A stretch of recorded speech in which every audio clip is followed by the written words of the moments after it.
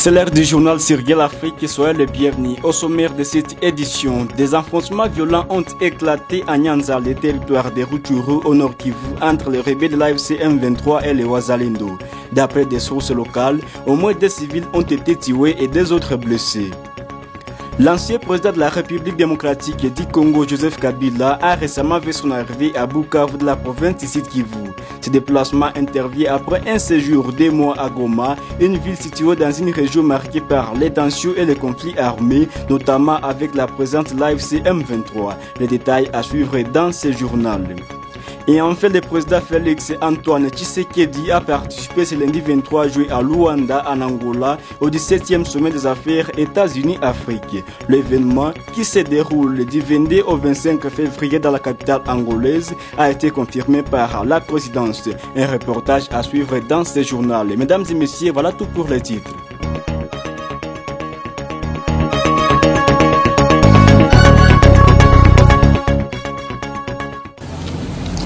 Des affrontements violents ont éclaté à Nyanza, le territoire de Rutshuru au nord Kivu, entre les rebelles de l'AFC M23 et des groupes armés locaux. D'après des sources locales, au moins des civils ont été tués et des autres blessés. La situation reste étendue dans la région. Reportage. De violents affrontements ont éclaté ce week-end, soit le 21 et le 22 juin à Nyanzale, opposant les rebelles de l'AFC M23 des milices locales. Selon des sources concordantes, au moins des civils ont perdu la vue et des autres ont été blessés dans les combats. Les affrontements concentrés à la frontière des groupements de Mutanda et Kihondo ont semé la panique parmi la population. Des tirs sporadiques ont encore été attendus ce lundi, témoignant de la persistance de l'instabilité sécuritaire dans la région de Nyanzale et au sein de la chefferie de Bwito. Depuis plus d'un mois, la zone est le théâtre d'une escalade de la violence avec des affrontements quasi quotidiens entre les M23 et les groupes d'autodéfense Wazalendo affiliés au collectif des mouvements pour le changement CMS. Le groupement des Bambo, Tongo, Bukombo, Kiondo et Mutanda sont particulièrement touchés. L'intensification des combats pousse des milliers d'habitants à fuir vers Bambo, situé plus à l'est. Cette localité est désormais submergée par un afflux massif des familles déplacées vivant dans des conditions de précarité extrême. Privées d'accès à leurs terres agricoles et confrontées à une aide humanitaire insuffisante, ces populations sont au bord du gouffre, alertent les notables locaux. La situation humanitaire à Bambo est jugée critique et nécessite une intervention urgente. Toujours dans les mêmes chapitres, des violents combats opposent les Wazalendo aux rebelles de l'AFC M23 dans plusieurs groupements du territoire de Walungu au Sud Kivu. Ces affrontements, qui ont débuté il y a 5 jours, le 23 juillet 2025, se concentrent notamment dans les groupements de Mulamba, Burale et Rubimbi. Toutes les activités sont paralysées et les écoles sont fermées. Des tirs à l'arme lourde et légère ont été entendus ce matin, provoquant un mouvement massif des populations. Des habitats signalent la présence des corps sans vie des civils dans la zone et la destruction des maisons par des bombes. Pour l'heure, aucun bilan précis de pertes humaines n'a été communiqué. Rappelons que les rebelles de l'AFC M23 contrôlent Bukavu et plusieurs territoires du Sud Kivu depuis le 16 février dernier. Le service du renseignement militaire a procédé à l'incinération de 470 ballots détenus militaires similaires à ceux utilisés par les forces armées de la République démocratique du Congo. La saisie de ces ballots a été effectuée à Kinshasa. L'opération d'incinération a eu lieu le week-end dernier. Reportage. 470 ballots de tennis similaires à celles de FARDC et de Béré ont été incinérés le vendredi 20 juin 2025 par l'état-major des renseignements militaires. Ces ballots ont été saisis en exécution de l'arrêté du vice-premier ministre, ministre de l'Intérieur dans des endroits différents. Le premier lot de 209 ballots gardés depuis 2021 au magasin d'un certain Ngilang, Limawali à la 9e rue. Alimité industriel et le second lot de 261 ballots découverts chez un expatrié répondant au nom de Abbas Asser Nasser. Les 2 individus ont été interpellés puis remis en liberté après exploitation. Ces habits ont été détruits devant un haut magistrat militaire et de médias.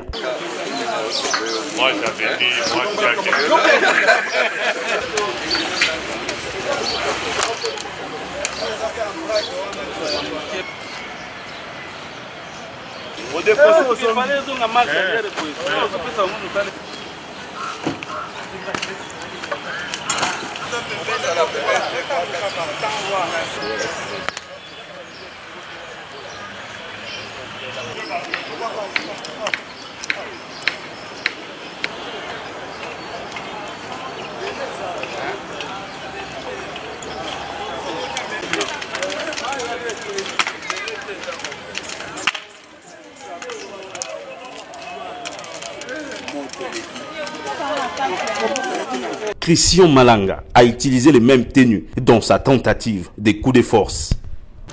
Toujours en sécurité, les forces armées de la République démocratique du Congo FARDC accusent la coalition RDF-AFC M23 d'avoir exécuté sommairement 17 civils le dimanche 22 juillet 2025 vers 18h30 au village de Munzinzi, chefferie de Ngweshe, territoire de Walungu, province du Sud Kivu.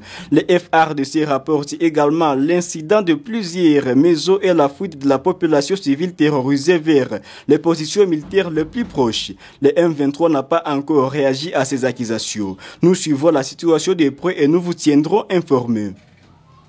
Des pourparlers entre les groupes armés de l'Ituri ont débuté hier 23 juillet à Aru au nord de Bunia. Ces discussions, organisées par les autorités provinciales avec le soutien de la MONUSCO, ont pour objectif une cessation des hostilités, le rétablissement de l'autorité de l'État et le retour des milliers de personnes déplacées dans leur village. Un nouvel espoir de paix s'élève sur l'Ituri. Depuis ce lundi 23 juin, la localité d'Aru, située à plus de 300 km au nord de Bunia, est le théâtre de pourparlers cruciaux entre les groupes armés qui sévissent dans la région. Cette initiative, portée par les autorités provinciales avec le soutien logistique et technique de la MONUSCO, vise à mettre fin à des années de violence et à permettre le retour des populations déplacées. Plus d'une centaine de participants, venus des 5 territoires de l'Ituri, sont réunis pour ce dialogue. Autour de la table, on retrouve des représentants des principaux groupes armés, dont la Codeco, Autodéfense, les FRPI, les FPIC, Chiniatuna et MAPI. À leur côté, des acteurs clés de la société civile, chefs coutumiers, leaders communautaires, associations féminines, jeunes, ainsi que des élus nationaux et provinciaux. Pendant 5 jours, les discussions s'articuleront autour d'enjeux majeurs: le retour de la paix et de la sécurité, la restauration de la cohésion sociale et l'évaluation des progrès et des obstacles rencontrés depuis le précédent dialogue de paix qui s'est tenu à mai en juin 2023. L'objectif ultime est d'inciter les groupes armés à déposer les armes et à s'engager dans un processus de paix durable, condition sine qua non pour un retour à la normale dans la région. Lors de la cérémonie d'ouverture, le commandant de la 32e région militaire a lancé un appel vibrant aux jeunes membres des groupes armés, les exhortant à saisir la main tendue par le chef de l'État et à devenir des acteurs de la paix.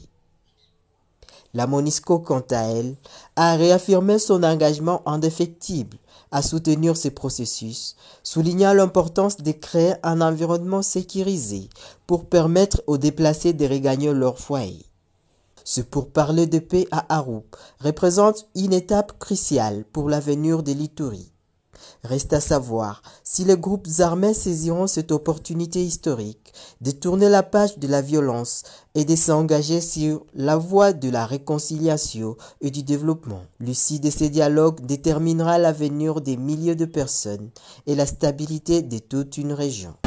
L'ancien président de la République démocratique du Congo, Joseph Kabila, a récemment fait son arrivée à Bukavu de la province du Sud Kivu. Ce déplacement intervient après un séjour de mois à Goma, une ville située dans une région marquée par les tensions et les conflits armés, notamment avec la présence de l'AFC M23. Selon des sources locales, Kabila prévoit de mener des consultations citoyennes à Bukavu, une initiative similaire à celle qu'il avait entreprise à Goma. Des contenus exacts et les objectifs de ces consultations restent à préciser, mais elles interviennent dans un contexte politique et sécuritaire particulièrement délicat pour la région du Kivu. La présence de l'ancien président et ses initiatives suscitent déjà des réactions diverses au sein de la population et des observateurs politiques qui s'interrogent sur les motivations et les implications de ces consultations dans une région en proie à l'instabilité. L'évolution de la situation sera donc à suivre de près. Le président de la République a rencontré les épiscopats pour s'assurer de leur neutralité. Une commission mixte sera prochainement mise en place pour définir les modalités de dialogue portées par l'ASENCO et l'ECC. Les rapports des missions des églises remis au président Félix Tshisekedi sera rendu le mercredi 25 juin. Reportage. Suite à la rencontre du samedi 21 juin, où les églises catholiques et protestantes de la RDC ont remis au président Félix Tshisekedi leur rapport de mission, fruit des 3 mois de consultation dans le cadre de leur pacte social pour la paix et le bien vivre ensemble, une nouvelle phase s'ouvre. La publication de ces documents est prévue pour le mercredi 25 juin. Au-delà de la simple remise du rapport, évêques, pasteurs et présidences ont convenu d'une coordination étroite pour organiser un forum national, concrétisation de l'initiative portée par la Conférence épiscopale nationale du Congo (CENCO) et l'Église du Christ au Congo (ECC). Selon plusieurs participants, la rencontre a permis de dissiper des malentendus. Le président a pu exprimer ses préoccupations aux religieux et s'assurer de leur volonté de travailler de concert avec le pouvoir. Nous n'avons pas d'autre choix que d'avancer ensemble pour sauver notre pays, souligne-t-on désormais à la présidence. Une commission mixte sera prochainement mise en place pour définir les modalités de ces dialogues, s'appuyant sur le pacte social des églises. Le noyau de cette commission sera constitué de participants à la première réunion et pourrait être élargi à des personnalités d'autres confessions religieuses. L'objectif est de démarrer les travaux au plus tard la semaine prochaine avec la promesse d'une feuille de route et d'un calendrier rapidement établi. 2 principes fondamentaux guideront l'organisation du Forum national.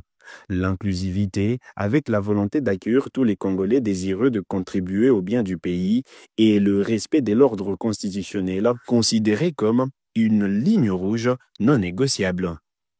Le président de la République, Félix Antoine Tshisekedi, a participé le lundi 23 juillet à Luanda, en Angola, au 17e sommet des affaires États-Unis-Afrique. L'événement, qui se déroule du 22 au 25 juin dans la capitale angolaise, a été confirmé par la présidence.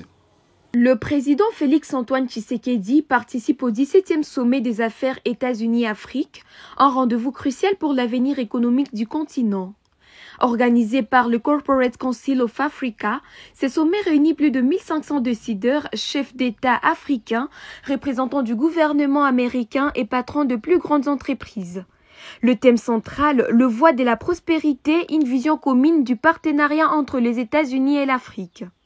Au cœur des discussions, le corridor de Lobito, un projet ambitieux soutenu par Washington. Le président Tshisekedi présentera les opportunités de ces corridors lors d'un panel spécifique. Le sommet est aussi l'occasion de rencontres bilatérales. Le président Tshisekedi s'entretiendra avec ses homologues et avec Massad Boulos, conseiller principal du président Trump pour l'Afrique. Pour le président angolais João Lourenço, l'Afrique est un espace privilégié d'investissement et de croissance à condition de développer des infrastructures logistiques performantes et des règles communes. L'Afrique mise sur de partenariats équitables avec les institutions financières internationales pour financer les infrastructures clés, routes, chemins de fer, ports, énergie et technologies de l'information. Les sommets des affaires États-Unis-Afrique à Luanda, une plateforme essentielle pour construire un avenir économique prospère pour le continent. C'est avec cette information que nous mettons fin à cette édition du journal sur l'Afrique. Merci de l'avoir suivi. L'information continue sur notre chaîne panafricaine.